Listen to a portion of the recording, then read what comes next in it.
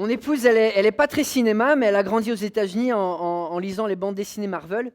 Et de temps en temps, on fait une exception pour aller voir justement les films de super-héros. Et donc, il n'y a pas longtemps, on est allé voir le dernier Avengers Endgame. Je ne sais pas combien d'entre vous sont allés le voir. Je pense que ça a battu des records. Ils ont fait presque 3 milliards de dollars sur ce film au cinéma. Donc, je pense qu'il y avait beaucoup de personnes qui sont allées le voir. Et on pourrait se poser cette question, mais pourquoi autant d'engouement pour un film? Il y a quelqu'un qui me dit pas de spoilers, vous avez le droit de me détester ou de boucher vos oreilles.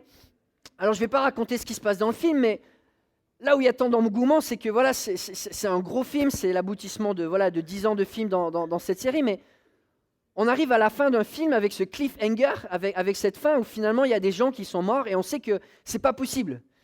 Ils peuvent pas être morts. Mais on se demande, mais qui va pouvoir les ressusciter? Qui va pouvoir les ressusciter?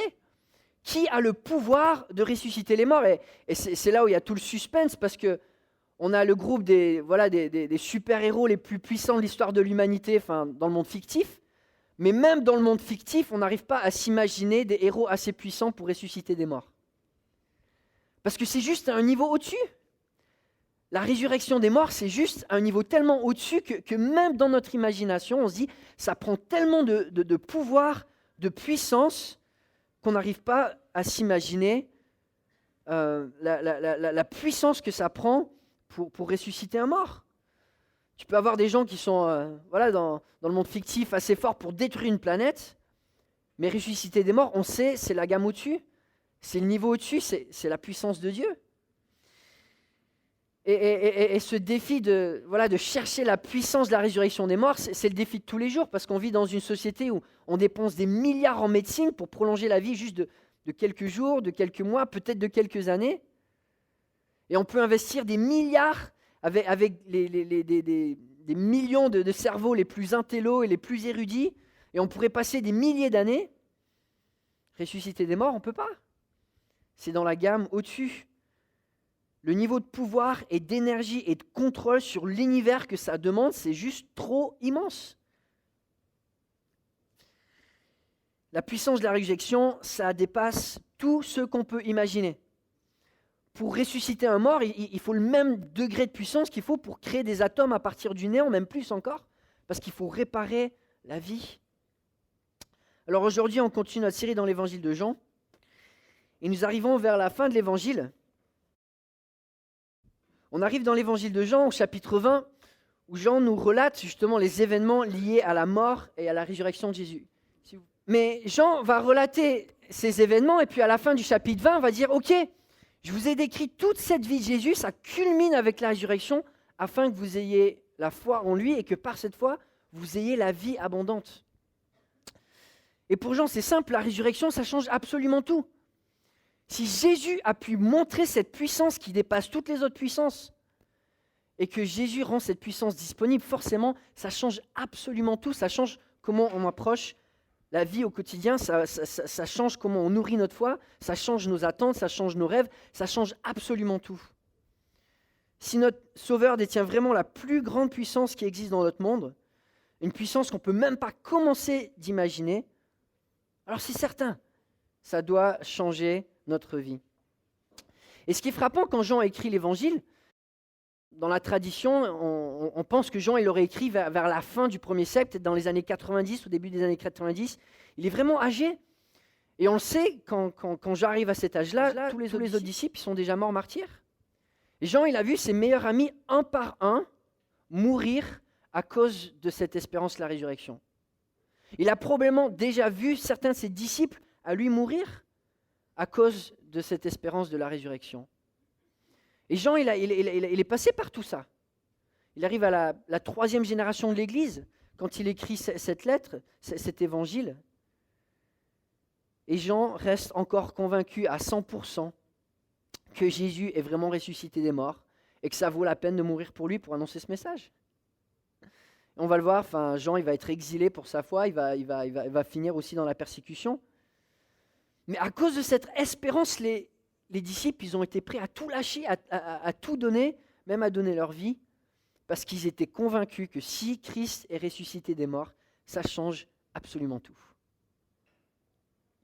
Et avec cette espérance, des hommes, des disciples sans grande éducation, sans influence, sans pouvoir, ont littéralement changé la face du monde. Alors pour les apôtres, c'est sûr, la résurrection de Jésus a complètement changé leur vie. Et ma question pour nous ce matin, c'est simple. La résurrection, ça change quoi à votre quotidien? La résurrection, ça change quoi? Est-ce que c'est juste un dogme? Est-ce que c'est juste une croyance qu'on met dans notre liste de croyances pour être un bon chrétien? Ou est-ce que la connaissance de la résurrection, l'espérance de la résurrection, la puissance de la résurrection est la source de notre foi dans laquelle on trouve une foi inébranlable? Et c'est le but pour lequel Jean écrit son évangile, pour nous donner une foi qui est inébranlable. Et là, alors qu'il relate les faits autour de la mort et de la résurrection de Jésus au chapitre 20, il va nous donner 3 transformations liées à la résurrection qui transforment notre quotidien. La première transformation que Jean nous donne, c'est au chapitre 20. Donc Jean chapitre 20, 11 à 18, si vous avez vos Bibles, je peux lire avec vous. Et dans les évangiles, on relate une dizaine d'apparitions de Jésus auprès de ses disciples. Paul, en 1 Corinthiens, va parler que Jésus est apparu à un moment à plus de 500 disciples en même temps. Mais la première apparition, c'est en face du tombeau, et c'est devant Marie de Madeleine, Marie Magdala. Et c'est ce qu'on voit en Jean chapitre 20, à partir du verset 11. Cependant, Marie se tenait dehors près du tombeau et pleurait. Tout en pleurant, elle se pencha pour regarder dans le tombeau, et elle vit 2 anges habillés de blanc, assis à la place où avait été couché le corps de Jésus, l'un à la tête et l'autre aux pieds. Ils lui dirent « Femme, pourquoi pleures-tu » Jésus leur répondit « Parce qu'ils ont enlevé mon Seigneur, et je ne sais pas où ils l'ont mis. » On dit ce son-là, et elle se retourna et vit Jésus debout, mais elle ne savait pas que c'était lui. Jésus lui dit « Femme, pourquoi pleures-tu? Qui cherches-tu » Pensant que c'était le jardinier, elle lui dit « Seigneur, si c'est toi qui l'as emporté, dis-moi où tu l'as mis, et j'irai le prendre. » Jésus lui dit « Marie !» Elle se retourna et lui dit en hébreu « Rabouni !» c'est-à-dire maître. Jésus lui dit « Ne me retiens pas, car je ne suis pas encore monté vers mon Père. Mais va trouver mes frères et dis-leur que je monte vers mon Père et mon Père, et vers mon Dieu et votre Dieu. » Marie de Magdala alla annoncer aux disciples qu'elle avait vu le Seigneur et qu'il lui avait dit cela. Donc on voit la première apparition de Jésus, et Jésus, c'est vraiment surprenant parce qu'il va apparaître à Marie de Madeleine ou Marie de Magdala. Donc Magdala, c'était une ville située au bord de la mer de Galilée. Et Marie de Madeleine va devenir le premier témoin, et le premier proclamateur de l'évangile de la résurrection de Jésus-Christ. Et contrairement à ce que certaines traditions disent, nulle part dans la Bible il est écrit que Marie de Madeleine était une prostituée. On voit dans la Bible qu'elle avait été délivrée de 7 démons dans l'évangile de Luc. Et on voit que d'un point de vue légitimité, on ne pouvait pas trouver pire. Une femme d'un passé extrêmement déséquilibré, une femme qui, dans la culture juive de l'époque, les femmes n'ont même pas le droit d'être des témoins lors de procès juridiques. Et elles n'ont même pas ce pouvoir. Et Jésus va prendre une femme qui, aux yeux du monde, n'a aucun poids, et va faire de cette femme le premier témoin de la résurrection. En termes de stratégie, si c'était une invention, c'est la pire stratégie possible. Mais pourquoi est-ce que Jésus va vers Marie de Madeleine et on le voit, il va venir la voir pour la consoler. Et ça, c'est la première manifestation de la puissance de la résurrection. La résurrection, c'est la plus grande consolation. C'est ce qui transforme la tristesse en joie. Et là, Jésus, il se fiche de son statut social. Il voit une femme qui a de la valeur, une femme qui est brisée, et une femme qui est peut-être la plus désespérée suite à la mort de Jésus. Elle est au tombeau, elle pleure, elle est inconsolable.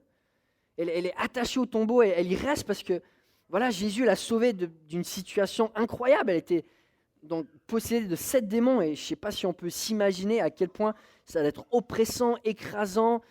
Et elle est passée par là, Jésus l'a délivrée. Et alors que le statut des femmes, il n'était pas accepté, Jésus l'a accepté dans son entourage. Marie de Madeleine a pu le suivre, a pu être proche de lui, a pu l'entendre. Et elle a trouvé en Jésus ce confort, cette espérance, cette joie, cette vie, une vie abondante. Et là, elle est brisée. Et Jésus vient la voir pour la consoler. Il va transformer sa tristesse débordante en une joie qui est débordante. Et on va le voir, elle est tellement joyeuse, elle lui saute dessus, elle le chope, elle le retient. Et Jésus dit, mais attends, c'est pas fini, moi, il va falloir que je monte, lâche-moi un peu. on voit, elle est tellement joyeuse, mais ça, c'est la puissance de la résurrection. Quand on y pense, le fait qu'on sait que ultimement Dieu va transformer absolument toute tristesse en joie, fait qu'on devrait être les êtres les plus joyeux de toute l'histoire de l'humanité. On devrait être les êtres les plus joyeux de toute la planète. Parce que Dieu transforme par la puissance de la résurrection toute tristesse en joie. Il n'y a pas une seule tristesse que Dieu ne va pas transformer en joie. Et c'est la continuation du mystère de Jésus. C'est le message de l'évangile de Jean. Là où Jésus passe, il donne la vie.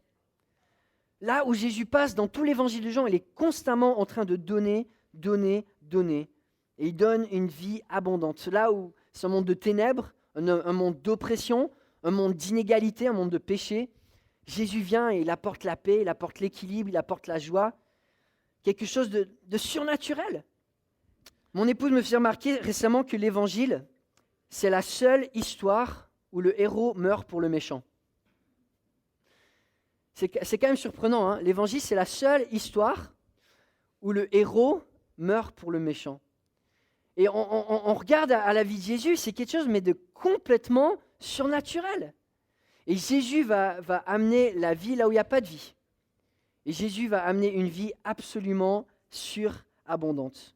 Il donne la joie, la paix, le sens, l'amitié, la compassion, le pardon, l'espérance, l'acceptation. Partout où il passe, Jésus va donner la vie.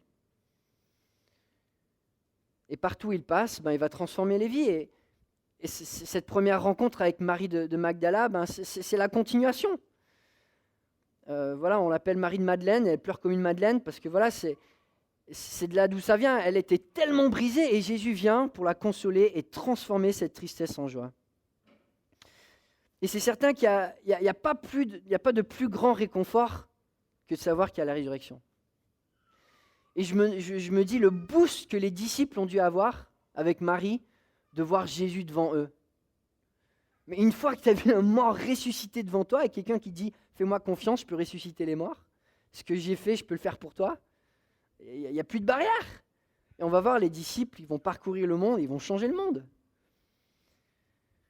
Et Paul écrit aux Thessaloniciens, en 1 Thessaloniciens 4, verset 13, « Nous ne voulons pas, frères et sœurs, que vous soyez dans l'ignorance au sujet de ceux qui sont morts, afin que vous ne soyez pas dans la tristesse comme les autres qui n'ont pas d'espérance. En effet, si nous croyons que Jésus est mort et qu'il est ressuscité, nous croyons aussi que Dieu ramènera par Jésus et avec lui ceux qui sont morts. » Et Paul va dire aux Thessaloniciens qui avaient finalement peur de la mort, mais vous n'avez pas peur, vous n'avez pas besoin d'avoir peur. Parce qu'en Jésus, on a toute cette consolation. On sait que ceux qui sont morts en Christ ont une espérance qui est éternelle. Peu importe ce que le monde nous balance, au minimum, en Christ, on a la résurrection et la vie éternelle. Et ça, comme espérance, ça change absolument tout. C'est pour cela que Paul écrit aussi en 2 Corinthiens 4, « Voilà pourquoi nous ne perdons pas courage. Et même si notre être extérieur se détruit, notre être intérieur se renouvelle de jour en jour. En effet, nos légères difficultés du moment présent produisent pour nous, au-delà de toute mesure, un poids éternel de gloire.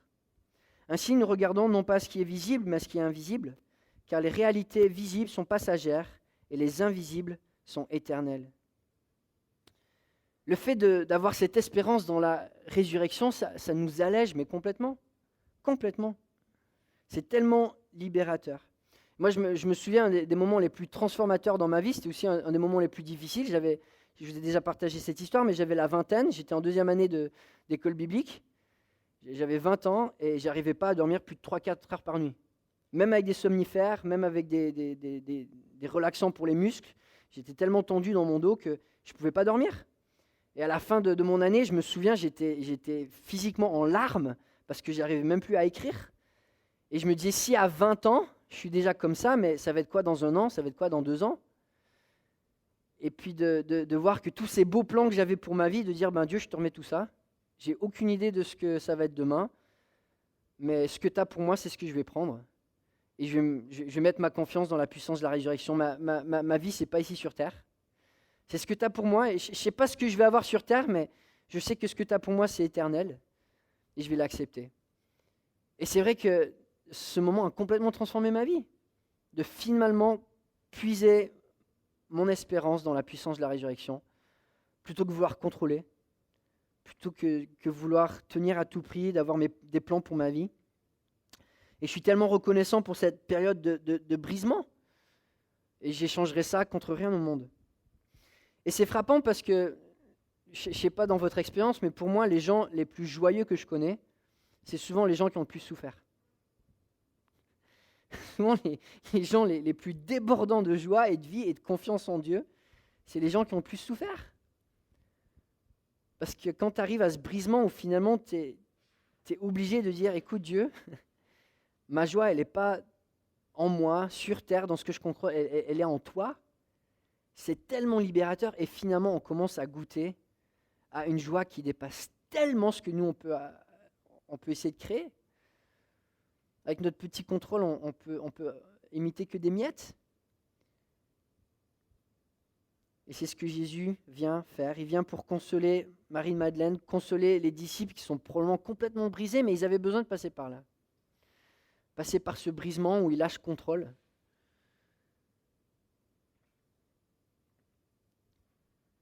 Les premiers chrétiens, ils ont changé le monde parce que leur espérance était dans la résurrection des morts. Et je le répète, Jean, il a vu ses meilleurs amis un par un mourir pour ce message quand il écrit cet évangile. Un par un, il les a vus mourir pour leur foi. Et pourtant, malgré une vie de persécution, malgré une vie d'exclusion, il écrit en disant « ça vaut la peine ». Jésus donne la vie et il la donne en abondance. Et j'écris ces choses pour que vous soyez convaincus à 200% que ce que Jésus donne, ça en vaut la peine. La vraie joie, ça passe par le lâcher-prise. Le vrai bonheur, c'est une invention de Dieu et c'est quelque chose qu'on est incapable d'imiter sans lui. Ça peut être un encouragement pour nous aujourd'hui. Je sais pas si aujourd'hui vous avez des choses que vous avez du mal à lâcher prise. Je ne connais pas tous les domaines de votre vie où peut-être il y a des difficultés, peut-être il y a des défis, et peut-être on a envie de garder le contrôle. Et Dieu nous appelle à lâcher prise, à faire confiance dans la résurrection des morts. Que finalement, Dieu, il est toujours notre dernier recours, mais il est aussi notre premier recours. L'espérance de la résurrection, c'est la puissance qui transforme toute tristesse en joie. Et puis deuxièmement, ce que je trouve génial, en Jean chapitre 20, versets 19 à 23, la résurrection transforme des gens ordinaires en ambassadeurs de Dieu. Et là, les disciples, quand on le regarde, c'est des gens vraiment ordinaires. Ordinaires et puis avec des défauts qui sont vraiment flagrants. Le jour où Jésus meurt, et Jésus, il va vider son cœur avec une attitude de sérieux et solennel. Eux, ils sont en train de se disputer pour savoir c'est qui le plus important. Ils vont dire à Jésus, ouais, nous on est prêts à tout faire pour toi. Et puis ils vont le tourner le dos dès qu'il y a les soldats et aller se cacher. On voit des disciples qui, quand Jésus a besoin d'eux, ils vont s'endormir au lieu de prier. Et pourtant, ce sont eux qui vont complètement bouleverser le monde. Parce que cette puissance que Jésus a manifestée à la résurrection, c'est la puissance avec laquelle il transforme ses disciples. Et encore une fois, j'ai juste envie qu'on comprenne que la résurrection, c'est l'image la plus concrète de la puissance de Dieu qu'on peut avoir.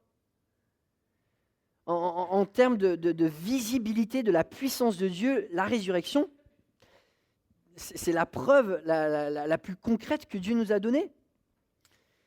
Et c'est concret, mais en plus, c'est quelque chose qu'on peut pas imaginer, on ne peut pas mesurer, et pourtant le tombeau était vide.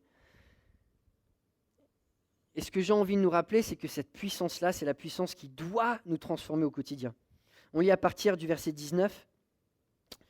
Le soir de ce même dimanche, les portes de la maison où les disciples se trouvaient assemblés étaient fermées, car ils avaient peur des chefs juifs. Jésus vint alors se présenter au milieu d'eux et leur dit « Que la paix soit avec vous ». Après avoir dit cela, il leur montra ses mains et son côté.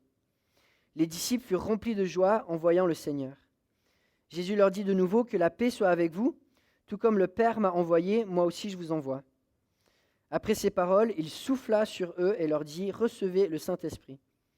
Ceux à qui vous pardonnerez les péchés leur seront pardonnés, ceux à qui vous les retiendrez, ils leur seront retenus. » Jésus apparaît à ses disciples. La première chose qu'il fait, c'est il leur annonce la paix. Et puis ensuite, il leur donne une mission. Comme Dieu m'a envoyé, moi aussi je vous envoie. Il met la barre haute. Comme moi je suis venu, le Fils de Dieu, Dieu fait homme. Comme moi je suis venu sur terre, moi je vous envoie. Et la seule raison pour laquelle on peut avoir un appel aussi élevé, c'est parce qu'il nous soutient par la puissance de la résurrection. Jusque-là, Jésus a vécu au milieu de ses disciples. Maintenant, il leur dit, maintenant je vais vivre en vous. Et cette puissance que vous avez vue au travers de mon ministère, maintenant, elle va agir en vous, à l'intérieur de vous, par mon Saint-Esprit. Et suite à la résurrection, on voit qu'il y a un changement de relation. Et ce qui est frappant dans l'évangile de Jean, même dans la manière dont Jésus va parler à Marie-Madeleine, il va dire « Va annoncer à mes frères ». Et c'est la première fois dans l'évangile de Jean où Jésus appelle ses disciples, qu'il a appelés disciples, amis, c'est la première fois où il les appelle frères. Il y a une profondeur dans cette relation où il y a l'identité, après la résurrection, qui est beaucoup plus rapprochée. Non seulement parce que les disciples ont cru dans le Messie, mais au travers de la résurrection et de la présence du Saint-Esprit, il y a une puissance qui va agir dans les disciples, qui vont faire qu'ils vont voir la puissance de Christ en eux. C'est ce qu'on lit en Hébreux, chapitre 2, versets 10 à 11, en parlant de Jésus qui est venu comme grand sacrificateur, qui est mort pour nos péchés. En effet, celui pour qui et par qui toute chose existe, voulait conduire à la gloire beaucoup de fils. Il lui convenait donc de qualifier parfaitement par des souffrances l'auteur de leur salut. De fait, celui qui procure la sainteté et ceux qui en bénéficient ont tous une seule et même origine. C'est pourquoi il n'a pas honte de les appeler ses frères. Et l'auteur nous dit, voilà, le fait d'être appelé frère, c'est que finalement on a la même source. On a la même source de puissance, de sainteté, de perfection, de joie. On puise dans la même personne, Jésus-Christ, dans le même esprit, le Saint-Esprit. Et quand Jésus vient pour sauver l'humanité, il ne le fait pas à moitié.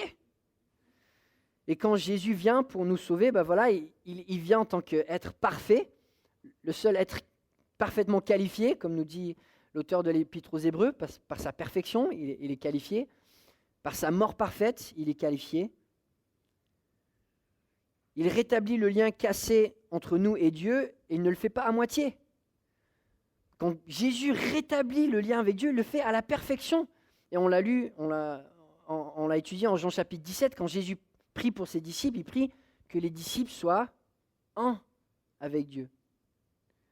Il prie pour une unité avec Dieu, et c'est ce langage d'intimité qu'on retrouve en Jean aussi, chapitre 20. Comme le dit l'auteur de l'Épître aux Hébreux, cette sainteté que Dieu donne, sa perfection, sa pureté, on a accès à tout cela en Christ. En Christ, on a accès à la puissance de Dieu sans obstacle. Au travers du sacrifice de Christ, on est bienvenu dans la présence de Dieu, et c'est ce que Jésus fait comprendre à ses disciples à 2 reprises. Il va dire que la paix soit avec vous. Il veut leur faire comprendre que oui, il est Dieu ressuscité, mais les disciples sont bienvenus dans cette relation, ils sont les bienvenus dans cette présence. Ils sont les bienvenus dans cet échange. Et au travers de Christ, on a aussi accès à cette puissance de la résurrection. Et forcément, ça change tout. Ça change tout. La résurrection, ce n'est pas juste un dogme, une croyance, une belle image. Si on ne le voit que comme ça, on passe à côté de l'essentiel. Et de la puissance de la vie chrétienne, c'est de vivre par la puissance de la résurrection. Quand Paul prie pour les croyants, l'apôtre Paul prie pour les croyants de la ville d'Éphèse, voici comment il prie pour eux.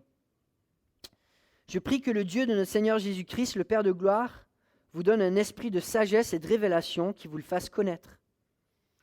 Je prie qu'il illumine les yeux de votre cœur pour que vous sachiez quelle est l'espérance qui s'attache à son appel, quelle est la richesse de son glorieux héritage au milieu des saints, et quelle est l'infinie grandeur de sa puissance qui se manifeste avec efficacité par le pouvoir de sa force envers nous qui croyons.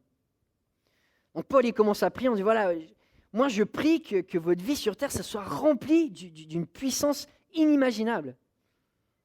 Et d'où il attire cette puissance, il l'a déployée en Christ quand il a ressuscité. Il l'a fait asseoir à sa droite dans les lieux célestes, au-dessus de toute domination, de toute autorité, de toute puissance, de toute souveraineté et de tout nom qui peut être nommé, non seulement dans le monde présent, mais encore dans le monde à venir. Il a tout mis sous ses pieds et il l'a donné pour chef suprême à l'Église, qui est son corps, la plénitude de celui qui remplit tous en tous. Cette puissance que Dieu a révélée à la résurrection, c'est celle qui doit remplir notre quotidien.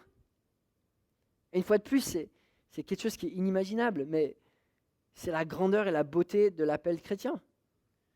Dieu nous appelle à vivre par la puissance de la résurrection. Et de cette image, de cette puissance, aimer nos prochains, notre famille, nos proches, nos collègues, de tirer de cette puissance la persévérance et le courage dans les temps difficiles, en gardant la joie,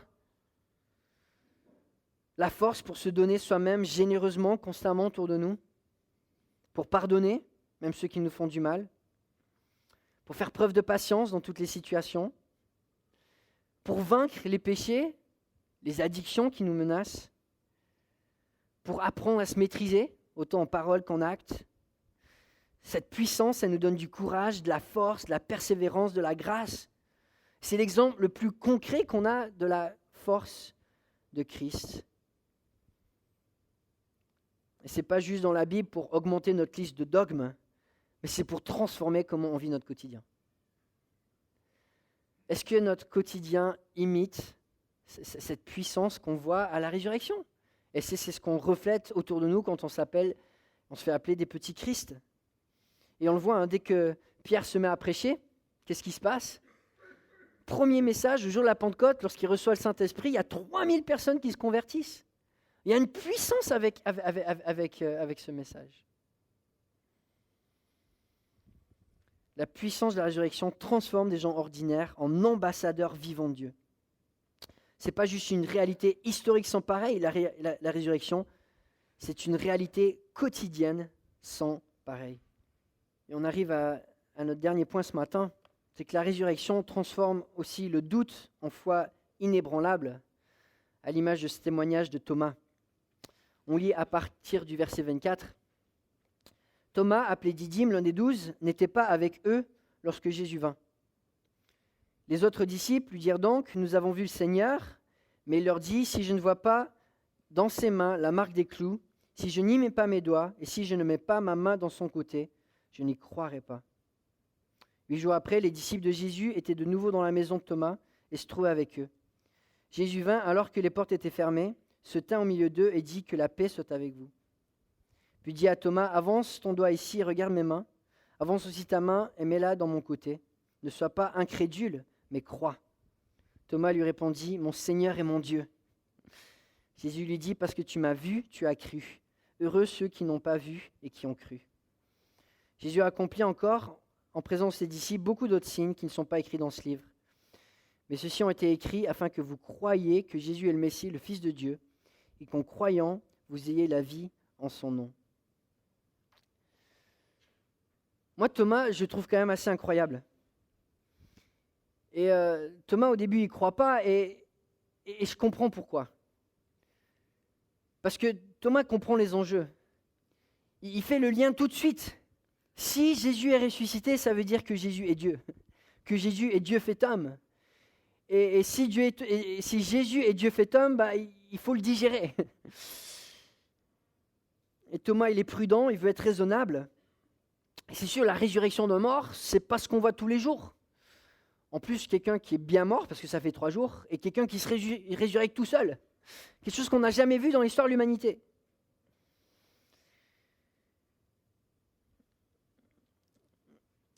Thomas, il a des premiers doutes sur la résurrection, et quand on regarde à notre société, la plupart des gens ne croient pas en la résurrection des morts.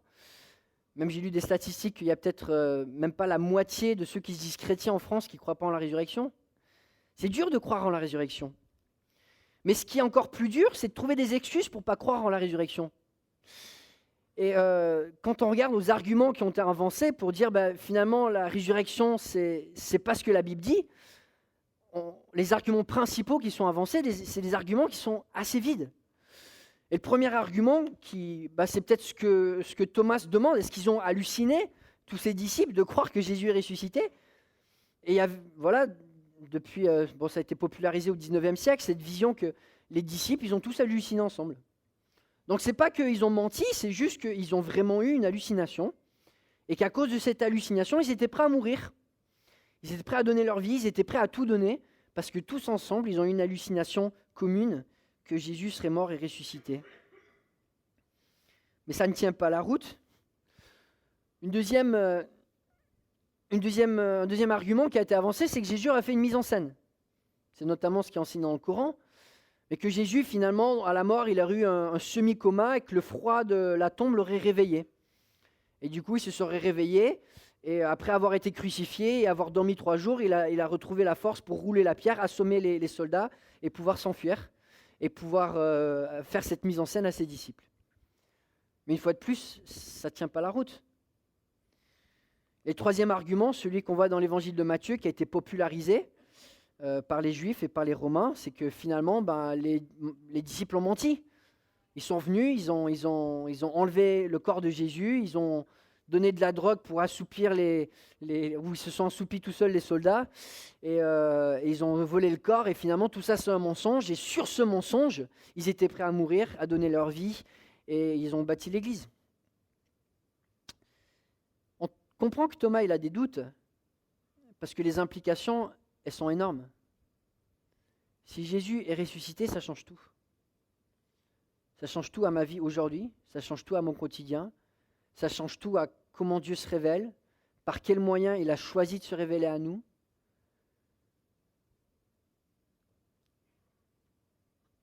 Thomas, il avait des doutes. Mais face à la croix, le théologien Philippe Schaff, théologien suisse du XIXe siècle, disait « Avant de pouvoir effacer de l'histoire la résurrection par des raisonnements logiques, il faut en premier aussi effacer Paul et tout le christianisme.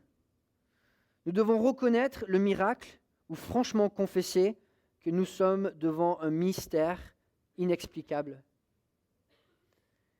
Et le fait est que devant la foi des disciples, qu'ils ont été prêts à tout donner, devant le fait que le tombeau était vide, il y a un mystère qui est inexplicable. Et la manière la plus simple et la moins surnaturelle d'expliquer cet événement, c'est la résurrection.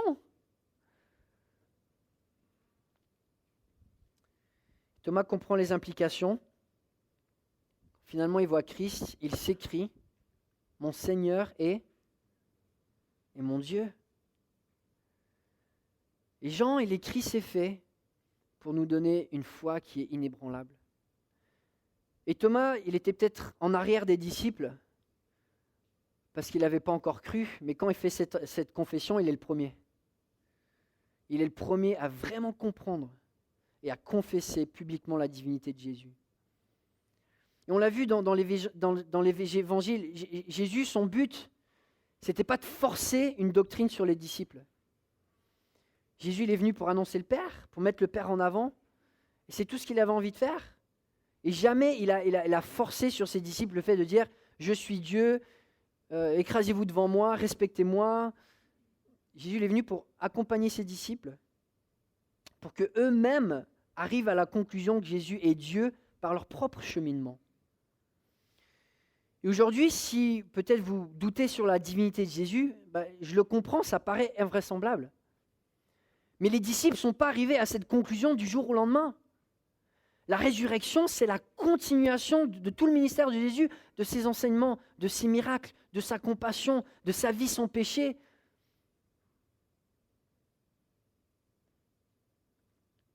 Après avoir vu encore et encore et encore et encore et encore comment Jésus vit,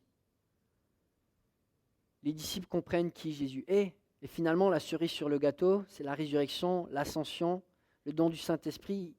Une fois qu'ils ont le Saint-Esprit, on ne peut plus revenir en arrière.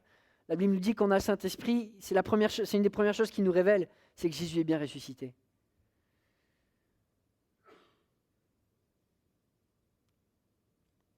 La résurrection de Jésus, c'est le pilier du christianisme, et ce pilier repose sur le fondement de tout le ministère de Jésus. Ses enseignements, son amour, son caractère, ses miracles, son humilité, sa sainteté, sa vie entière. Et ce n'est pas un dogme à avaler, mais c'est la conclusion la plus logique quand on regarde à la vie de Jésus. Et quand on arrive à cette conclusion, Jean il va le dire, ça change tout. On ne peut pas avoir une foi qui est faible quand on a comme sauveur Jésus-Christ ressuscité. On ne peut pas.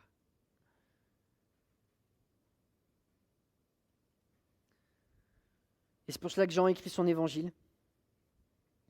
Alors que tous ses amis sont probablement morts. Certains de ses disciples sont probablement morts. La première église de Lyon, son deuxième pasteur, Irénée, était le disciple de Polycarpe, qui était disciple de Jean. Et Polycarpe, il est mort martyr.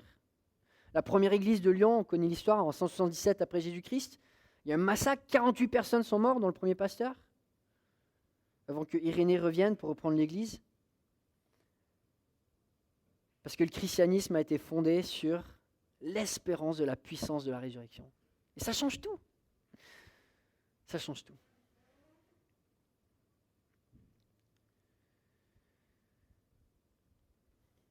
Jean conclut son évangile en nous disant que Jésus a fait des miracles, Jésus a fait plein d'autres signes, mais il nous donne ce qui a été écrit pour qu'on puisse croire en Jésus comme Messie, le Fils de Dieu, et qu'en croyant, on puisse avoir la vie en son nom.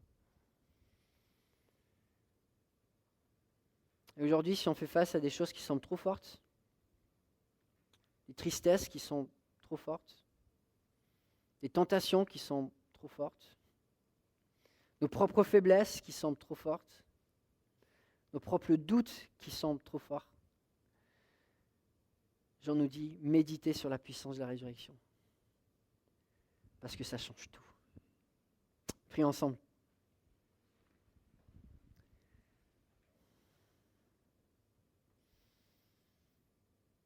Père Céleste, je dois confesser que des fois, je vis un christianisme qui est souvent, qui est si faible par rapport à ce que tu nous promets par la puissance de la résurrection. Et pourtant, Père Céleste, tu nous dis qu'une fois qu'on est unis à Christ, on a accès à cette puissance par le Saint-Esprit. Une puissance qui dépasse notre entendement. Une puissance qui transforme, une puissance qui donne la vie. Oui, Père Céleste, on est dans un monde comme celui où lequel Jésus a marché, un monde de ténèbres, où il y a le mal, où il y a notre péché, où il y a des tentations, où il y a la souffrance. Mais tu nous donnes un moyen de triompher en Christ et en la puissance que Christ a révélée. Et aujourd'hui, je prie, Père Céleste, de booster notre foi. Que nous puissions avoir une espérance renouvelée en Jésus-Christ notre Seigneur. Renouvelée au milieu de nos épreuves, renouvelée au milieu de notre souffrance, renouvelée au milieu de nos péchés, au milieu de nos faiblesses. Oui, Père Céleste, donne-nous de comprendre davantage toutes les implications d'avoir un Sauveur qui est ressuscité des morts. Merci pour cette espérance, merci pour cette consolation. Ô Père Céleste, donne-nous d'être transformés par cette vérité. En ton nom. Amen.